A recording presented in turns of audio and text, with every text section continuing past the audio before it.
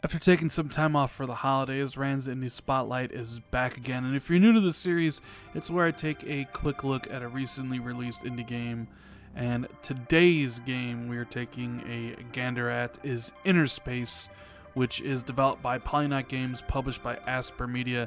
It came out today, January 16th. I am playing the Xbox One X version, but it is also available on the PlayStation 4, the Nintendo Switch, and the PC, and it retails for the price of $19.99, and I want to thank the publisher for sending over a code for the purpose of this video. Now, with all that out of the way, let's talk about Innerspace, shall we? So, the first time I saw a trailer for this game, I was immediately drawn into it.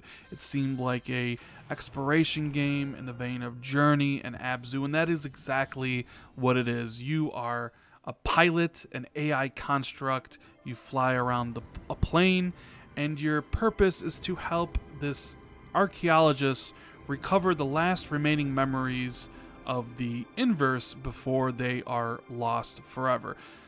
It's very similar to Abzu, where in Abzu you swam around, interacting with things in the environment. Innerspace, you fly around, but it does have some interesting twists to it. So Innerspace is a exploration flying game set in the Inverse, which is a world of inside-out planets where gravity pulls outward instead of inward.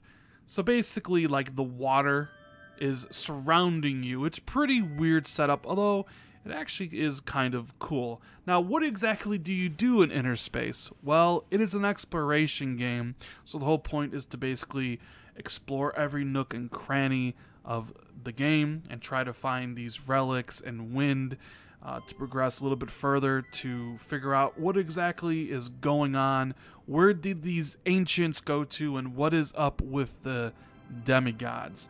Now, for some, this game will be a little bit frustrating because there is no hand-holding.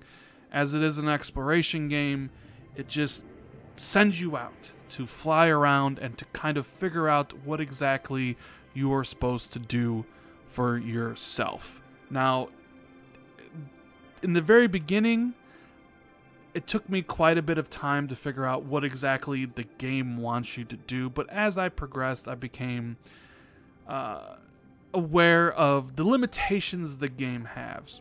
It either wants you to kind of cut down these things of light or knock over pillars, and there's usually only one right way to go, even though it's kind of set in this giant world. There's usually paths you can get to, and the game becomes a little bit more linear as it progresses. Now, the first playthrough, it took me about 5 to 6 hours to beat, and you know what? It didn't really live up to my expectations of what I wanted from the game. The story is just text told to you from the archaeologist who you're trying to help recover the last memories of these demigods and ancients. It is really kind of a collectathon. You're really searching around for these relics that when you get close, they make a certain sound and you can hear them. And that's kind of the whole point of the game. It's a chill game, and I really enjoyed that aspect of it. You can just fly around at your own pace. You don't got to worry about anything killing you, because there is really no combat in the game, although each area does have what I would call a boss fight, and I use boss fight in quotes because you don't actually really do any fighting. You just kind of, well, I really don't know how to explain it other than, like, you go into a ball. You'll just have to play the game to understand what I'm talking about. Now, the flying controls are actually pretty good. You know, you have your roll and your yawn and your lean and all that stuff, and it controls well when it's in the big open environment. However, when you do have to traverse through tight corridors, that is when the kind of controls on the camera get in the way. I can't tell you guys enough how many times I, hit up against the ceiling back and forth, and just like it was just like a ping pong ball of me just hitting the ceiling and the floor. So there's a little bit of issue there, but for the most part, the game controls well. And the thing that kind of drew me to the game was the way it looks. It really has an art style that pops, some really bright colors, and along with the soothing electronic music score, I just kind of felt peaceful as I was playing through the game. And since there's no boss fights, I just played it at my leisure. And there is a mystery going on for the story, but it's not explained very well, and it's all in this text between you and your archaeologist, and it doesn't really make a lot of sense. Now, would I recommend this to people? It's $20, and I think this game is really overpriced for what it offers. I think $10 would have been a better price. I really can't recommend it for $20 because as an exploration a game that doesn't really tell you what it wants you to do, there are far better games in the genre. Abzu's a better game. Journey's a better game. Inner Space, it wants to be something more, but it never reaches that final pedestal. It's good in areas and especially kind of intriguing in the beginning, but by the end, I kind of wanted the adventure just to be over. It didn't really say anything, great about whatever I was trying to accomplish. It just kind of ended, and I really didn't appreciate that. So it's kind of very hard to recommend the game at a $20 price point, and even at $10, it's a pretty hard recommendation. So I would be a little bit worried before you actually consider getting this game.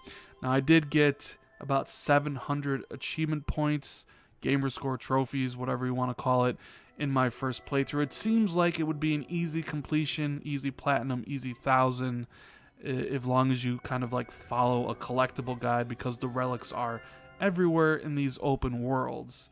And you would have to either spend a lot of time trying to find them for yourself or just watch a guide and pick them up.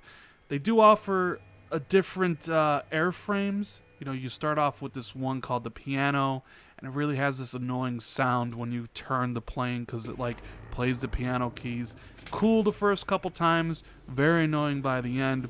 And by the time you get the other airframes, if you actually find them, the game's pretty much over, and there really is no reason to go back and actually play another playthrough unless you're really wanting to find out more about the world, getting the relics, because the relics do explain a little bit of what is going on in this interverse, or inner space, or whatever you want to call it.